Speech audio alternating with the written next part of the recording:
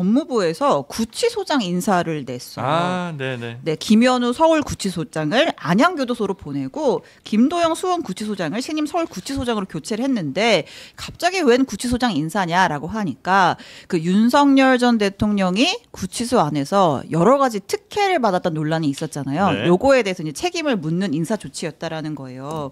그러니까 이제 저희 앞서서도 얘기 들었지만 윤석열이 구속 기간 동안에 뭐 348명인가? 네. 그리고 뭐 300 뭐 거의 400시간 가까이 접견하면서 거의 머물러 있는 대부분의 시간을 그 단독 접견실, 일반 수감자들이 쓰는 그런 공통 접견실이 아니라 윤석열만을 위해 마련된 단독 접견실에서 변호인들을 만났고 플러스 또 뭐가 있냐면 강희구 전 대통령실 부속실장이 접견을 갔을 때 핸드폰을 가지고 들고 가게 했다라는 거예요. 원래 다 반납하고 들어가야 되는 거잖아요. 네. 변호인도 반납하는. 변호인도 반납을 해야 되는데 그리고 이 강희구 실장 같은 경우는 당시에는 아마 참고인 정도의 신분이었을 것 같은데 휴대폰을 갖고 들어갔고 그거를 또 윤석열에게 휴대전화 화면을 보여주기까지 했다라는 거죠. 이제 이런 논란들이 있어서 네. 법무부가 서울구치소장을 전격 교체했다는 소식이 있었습니다. 아니 그러니까 뭐 독방 사용이야 어쨌든 다른 재소자들과의 뭐 불미스러운 일 등등을 좀 방지하기 위해서 그랬다고 정도까지 이해할 수는 있는데 단독 접견실에 휴대전화까지 그렇게 반입을 허용한 거 이거는 이해하기 좀 어려운 거 아닌가 하는 생각이 좀 듭니다. 그 말이 됩니까? 그렇죠. 그러니까 서울구치소장의 이 행태가 조금 이상하다. 네. 이런 느낌을 받았었잖아요. 전에 국회의원들 갔을 때도 좀 태도가 그렇죠. 태도가 그랬고 예. 구치소장이 국회 상임위 왔을 때 태도도 그랬고요.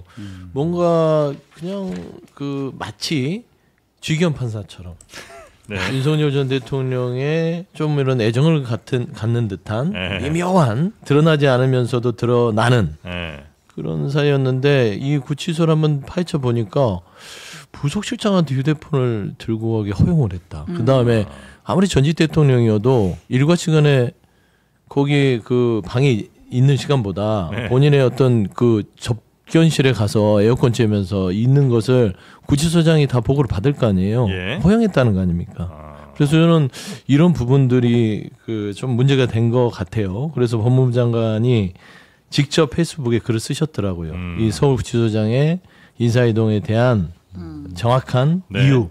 그다음에 사실상 보면은 또 다른 플러스 서울구치소에서 교도관 일부가 뭐 한 분이 그 독방 거래 네. 그 건이 드러나서 네, 아마 네, 네, 그런 네. 것까지 플러스돼서 아마 구치소장이 책임을 묻고 네. 나름대로 인사조치를 한 것 같다. 그러니까 이 죄를 물어야 될 검찰이라든지 아니면 그 죄 판단을 해야 될 판사라든지 아니면 잡아두고 잘 관리해야 될 구치소까지 뭐 수직 계열화라 그럴까? 하여튼 뭐 이렇게 세트로 풀 세트로 토탈 서비스를 좀 누구에게인가 특별히 이렇게 잘해준 거 아닌가 하는 생각이 좀 들 정도의 그런 상황이 좀 있었는데 구치소장 여튼 저 날린 건 아니고 이제 딴 데로 보낸 거죠? 안양교도소로. 네. 이 구치소장이 그 약간 그 특진 논란 같은 것도 있었잖아요. 이제 윤석열 정부에서 이제 원래 수원 구치소에 있던 사람을 서울로 이렇게 약간 영전시켜서 그것 때문에 자꾸 이제 윤석열 봐주기 하고 체포영장 발부돼서 끌어내라고 하는데도 소극적으로 대응하는 거 아니냐 이제 이런 논란이 좀 있던 사람이죠. 네. 이제 아무튼 이제 서울구치소의 윤석열, 남부구치소의 김건희 모두 다 단독 접견실 사용은 이제 금지하기로 했습니다. 네. 네. 정성호 법무장관이 최대한 체포영장 집행에 협조하라라고 서울구치소에 이미 명령을 내렸는데 김현우 서울구치소장은 수용자가 집행 거부할 때 물리력 동원한 사례가 없다라고 답변을 했어요. 이것도 많은 논란이 나왔습니다. 어떻게 보면요, 그 답변은 매우 동문서답이다 이렇게 생각합니다.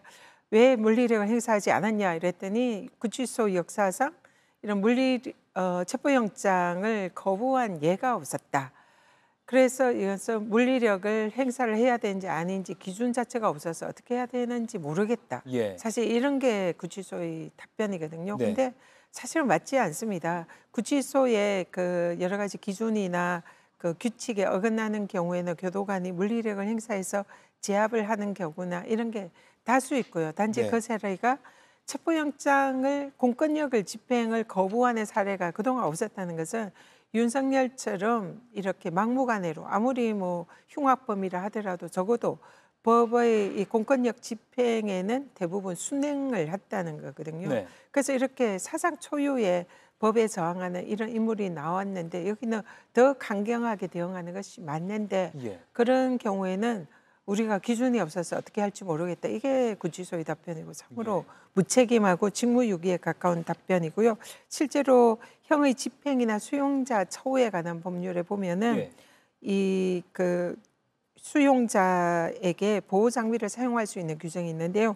위력으로 교도관의 정당한 업무를 방해한 때, 예. 그리고 이송 출장 그런 교정시설 바깥으로 수용자를 이송할 때 이런 때는 그 보호 장구를 그러니까 사용을 할 수 있도록 규정이 되어 예. 있습니다. 근데 구치소 교도관은 이게 위력인지 모르겠다. 사실 윤석열이 속옷을 입고 땅바닥에 누워서 저항을 한 이것이 위력인지 아닌지 판단이 안 돼서 자기들은 물리력을 쓰지 못했다. 예. 버티는 건 위력인지 아닌지 판단을 못하겠다. 이런 정말 터무니없는 발언을 합니다. 그래서 이거는 사실상 강제 집행에 협조하지 않겠다는 구치소 측의 강력한 의지의 표명이고 예. 직무유기에 해당하는 범죄 행위다. 저는 개인적으로 이렇게 보고 있습니다. 예.